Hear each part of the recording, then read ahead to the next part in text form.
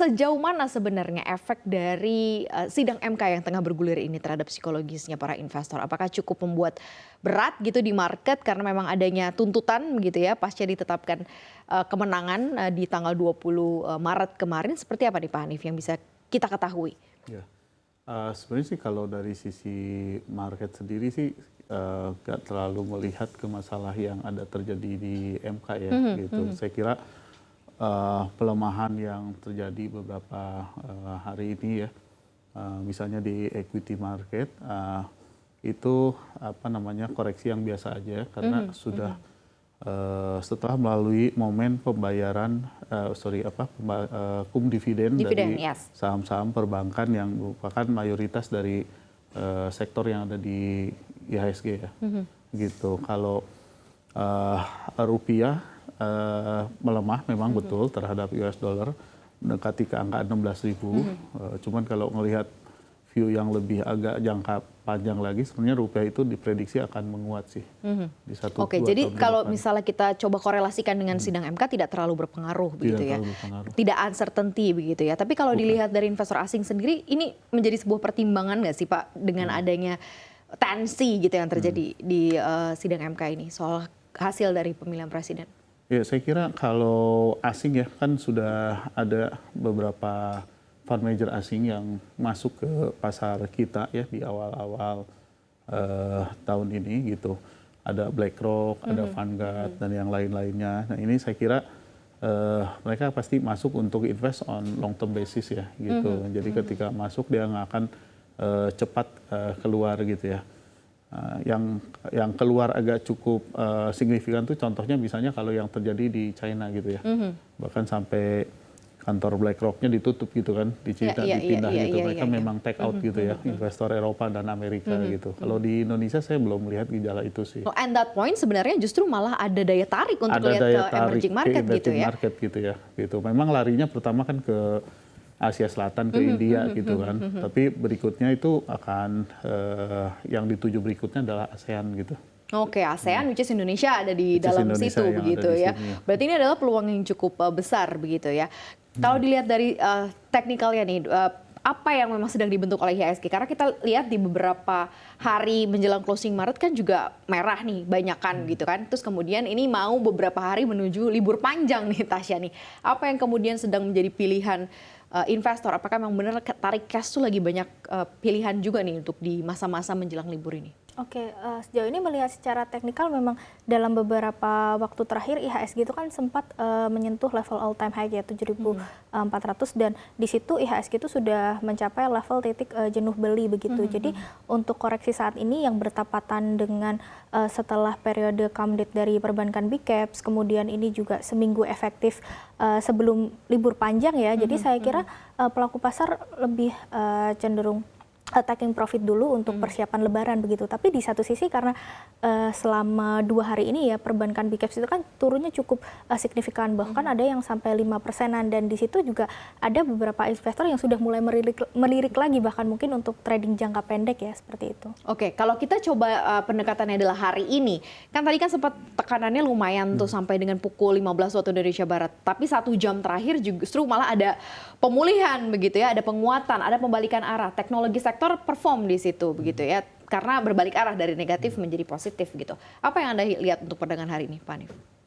Ya saya kira perdagangan hari ini membuktikan bahwa market masih confident sih terhadap saham kita ya gitu. Karena itu tadi meskipun terutama hari kemarin lah ya agak sepertinya menyeramkan gitu koreksinya gitu. Hari ini banyak orang yang akan menduga akan melanjutkan koreksi yang cukup tajam gitu ya. Tapi ternyata ya ini ada koreksi yang wajar ya karena turunnya juga tadi disebutin ya 5%. Saya kira untuk level highest pullback 5% sih hal yang wajar ya.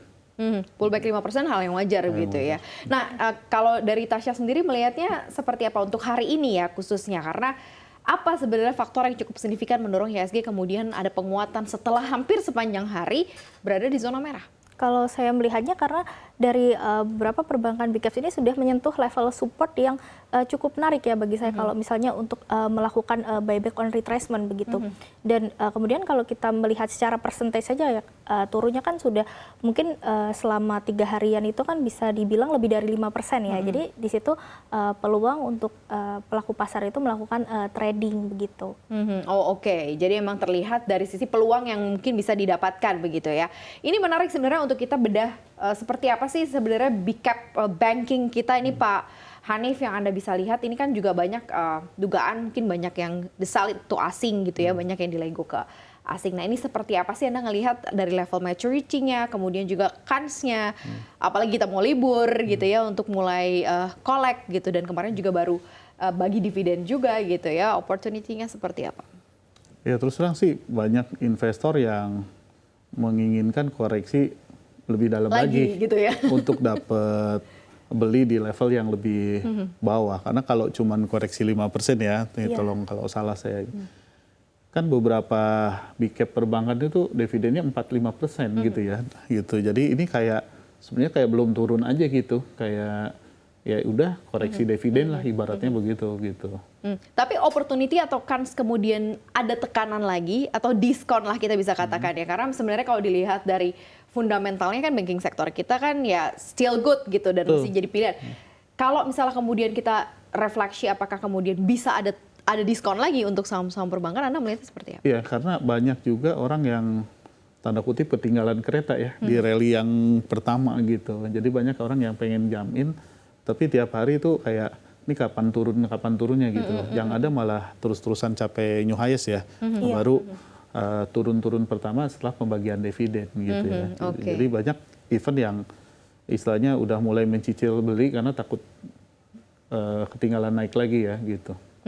Seperti apa siapa peluangnya kalau dilihat dari sisi technicalnya? Kemungkinan untuk dapat diskon lagi di banking sektor. Karena kan memang kemarin biasanya kan memang sentimennya gitu. Habis dividen, cabut dulu biasa dari market gitu kan. Enjoy dulu sama dividennya gitu ya. Tapi seperti apa peluangnya untuk bisa ada lagi level terbaik lah dari saham-saham perbankan? Secara teknikal kalau saya melihat mungkin sudah ada ini ya. Dari koreksi kemarin ini kan sudah bisa kita bilang jebol support ya, dan kalau mungkin beberapa hari ke depan ada rebound, saya lihat ini rebound mungkin untuk dia mencapai higher yang mungkin kita perkirakan apakah ini akan menjadi high yang baru lagi atau mungkin ini akan menjadi lower high-nya, dan jika ini bisa mencapai lower high maka ya bisa kita bilang ini akan menjadi arah tren berbalik turun begitu ya. Jadi kemungkinan kalau kita melihat short term atau mungkin dalam beberapa bulan setelah lebaran, mungkin kalau dia ada koreksi lagi, ini malah bisa menjadi suatu peluang untuk kita mencari harga yang lebih best price begitu. Jadi mungkin koreksi awal ini bisa kita bilang untuk mencicil begitu ya. Kalau sekarang kategorinya levelnya apa? Mahal, murah, masih cukup rendah, apa sudah tinggi gitu ya? Affordable price yang dibentuk oleh banking sektor seperti apa? Sebenarnya kalau melihat secara valuasi masih tetap premium ya. Masih premium? Masih premium begitu. Tetapi di satu sisi kan kita melihat secara teknikal itu sudah mulai ada koreksi ya. Jadi strateginya ya kita tetap mencicil saja, jangan langsung all in begitu. Jadi jika nanti ada koreksi lanjutan lagi, ya kita bisa mencari harga yang lebih best price.